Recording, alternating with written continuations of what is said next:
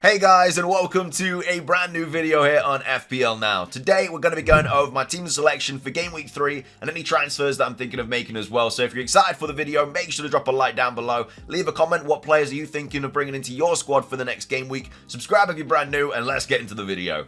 So, starting things off before we get into my team selection for Game Week 3, just going to quickly go over how I got on in Game Week 2. Finished on 60 points. The Arsenal game last night was a massive boost for my Game Week rank. I finished on 793k in the world for the Game Week rank. My now rank is 206k, so it's actually a very nice green arrow from 400k. And like I say, before last night, my Game Week was in shambles, but Saliba coming through with a massive 8-pointer, and Ødegaard stealing the penalty off Saka, converting it and getting max bonus was huge, because Ødegaard is a little bit of a differential for me, especially because a lot of people have like Martinelli, and obviously everyone has Saka. So yeah, Turner got me 2 points, Estepinian got me 11, Saliba getting 2 bonus points as well. Very nice. The swings now between Saliba and Gabriel are huge. Like, Gabriel got benched again, and he came on again as well, so he got like 1 point. So if you are a Gabriel owner now, you probably have to start thinking about getting rid of him. I think he might also be going to Saudi Arabia. I swear that there's been like talks and stuff for the Arsenal defender. So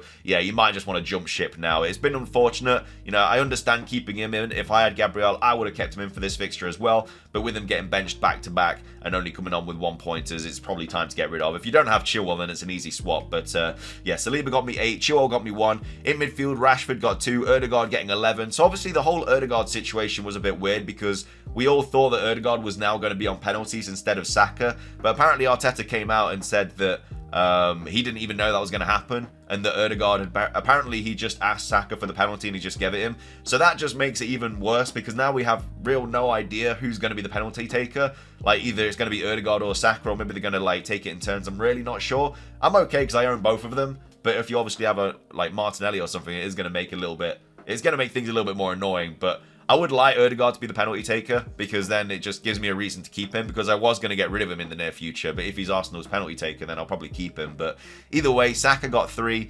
Should have got an assist really, and Nketiah did, I believe, hit the post. But yeah, could have picked up an assist in that game. Matoma getting me 12, Bruno Fernandes getting me 1 point, Watkins getting 5, Haaland captaincy getting 4, Onana getting 2, and all of my bench getting 0. Baldock wasn't in the squad. Apparently he's injured, but it's not a very severe one, so he should be fine. Archer did actually come on, but picked up a yellow card straight away, so he's only on 0 points. Then obviously Kabore didn't play. So all in all, not a bad game week at all. I halved my rank, went from 400 to 200k, and yeah, 60 points. I'm very happy with that. Again, could have been better if Haaland had got like a return or something, but you know, I can't really complain with that. So let's move on to my Game Week 3 team. Remember, I have 2 free transfers. I've got nothing in the bank. We'll talk about transfers as well, but this is how my team is shaping up for Game Week 3. So I've got Nana in goal, who's got Forest at home. I am expecting a clean sheet in this game. United absolutely battered us last season in like every kind of way, like in the league and in the cup and stuff like that. And yeah, I'm expecting Onana to keep a clean sheet and hopefully make a couple of saves as well. I think we will have a couple of decent attacks against them, because United do look a little bit rocky at the moment. But yeah, Onana hopefully keeping I don't know, it's weird as a Forest fan, but also, you know, as a United keeper. In a perfect world, you know, United lose 3-2, but Onana saves a penalty. That's perfect, but you know, it's never going to happen. But yeah, Onana in goal against Forest at home is just the better option out of him and Turner. So yeah, not really a problem with that. I may be getting rid of Onana after this week and bringing in Sanchez for Chelsea. I'd probably do it this week, but Forest at home isn't a fixture I'm going to like get rid of a player for. Even though Chilwell obviously has Luton at home and stuff, and Chelsea do, like, there's just no reason for it. It's just wasting a transfer early.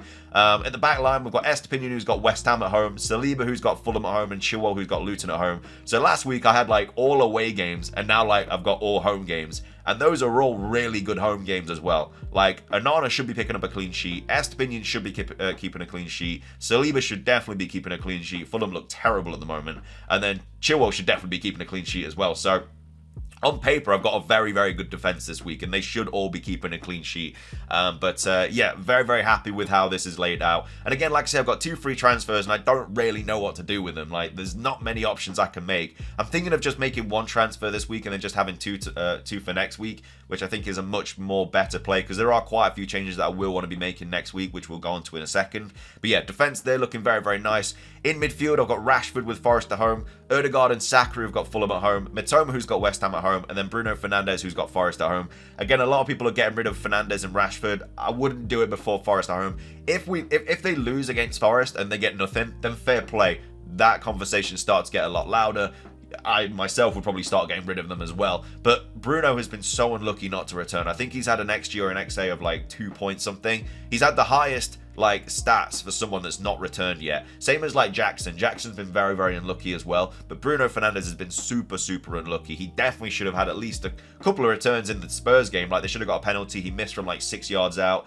And then in the previous game, he probably should have got a couple of returns as well. So if you are a Fernandes owner, you have been very unlucky. Rashford, I don't really know what's happened to him. If anything, I'm going to be getting rid of Rashford before Bruno Fernandes personally, just because of like the stats and stuff like that. But yeah, the midfield all got home games looking very, very nice as well. And again, that Fulham game is definitely a game I'm going to target because Fulham look absolutely terrible at the moment. They have just lost Mitrovic as well. So that obviously hinders their attack even more. And up top, we've got Watkins, who's got Burnley away. And then I've got Haaland, who's got Sheffield United away. As my captain. And then the bench is Turner with United away, Cabore's got Chelsea away, Baldock's got City at home, and then Archer's got Burnley away. So all in all, when you look at my team, it's not bad at all. Like, it looks very good on paper, and it just looks very well set out. And I think if I was going to wildcard, it really can't be that bad. But again, there are maybe like one change that I do want to make that we'll get onto in a second. But yeah, that is how my team is shaping up for Game Week 3. I'm feeling very optimistic about it. Game Week 2 was very much damage limitation. Like, that's the week I thought everything could go wrong because obviously Salah captaincy, didn't have any Liverpool players for Bournemouth at home. And then as well as that, all of my players had like away fixtures. But it actually turned out very, very well. And now this is the game week where arguably should be even better. So let's move on to my transfers. As you can see, I've got nothing in the bank. I've got 2 free transfers. And one transfer that I'm just thinking of making is getting rid of Watkins. Him not being on penalties anymore definitely lowers his FPL value a lot. And I just don't really think he's worth the 8 mil. He has got back-to-back returns, like I'm not going to argue with that. He did get 2 assists.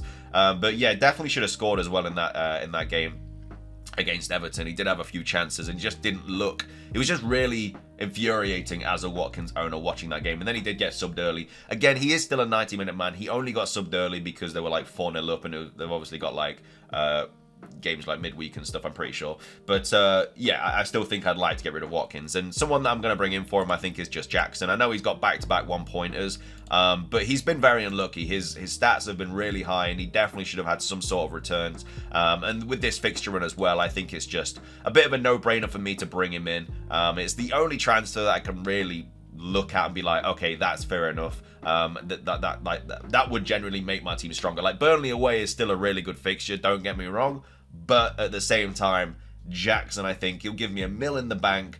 Maybe not $1 mil by the time I make this transfer. There might be a few price rises and decreases and stuff like that, but as of right now, he'd give me $1 mil in the bank, and that just would be really helpful going forward. So, obviously, this is what my team would look like, and then obviously Jackson would be Luton at home, and I think I will just save the free transfer, and then I'll have 2 again next week, because the week after will be when I want to get like rid of Matoma, because he's going to have Newcastle and United, so I'll probably get rid of Matoma for probably Mbuemo next week, and then I'd still have another free transfer in the bank, and that could be also when I get rid of Onana and bring in Chelsea, the Chelsea keeper, because they've got Arsenal away, and I don't really want United defence for that game at all, whereas Chelsea have Forest at home, Bournemouth away, Aston Villa. So, like, I think just double up in defence for Chelsea would be fine. And then also, obviously, bringing in Mbuemo for Matoma.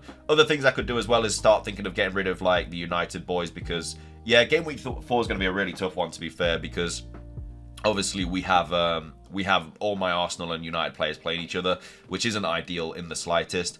So maybe I do want to bring in another defender. Maybe, like, upgrading to Udogie or something like that from Baldock, because obviously Spurs have some nice fixtures coming up. But yeah, Game Week 4 is definitely going to be very damage limitation, which is why I need my good fixture players to absolutely pop off and do something good. But yeah, that's how my team is kind of shaping up. And again, this is the transfer that I'm thinking of making this week. There's no point of burning the transfer when I could genuinely make my team stronger. So I think I will be going Watkins to Jackson. But yeah, that is how we're looking. Hopefully we can get a really good Game Week 3, because like I say, Game Week 4 is going to be a little bit subpar, but thank you guys so much for watching. If you did enjoy the video, please do drop a like down below. Let's try and hit 50 likes. Leave a comment. How did you get on in Game Week 2? What are you doing for Game Week 3? Subscribe if you're brand new. Ring the notification bell. And until next time, have a great day and peace.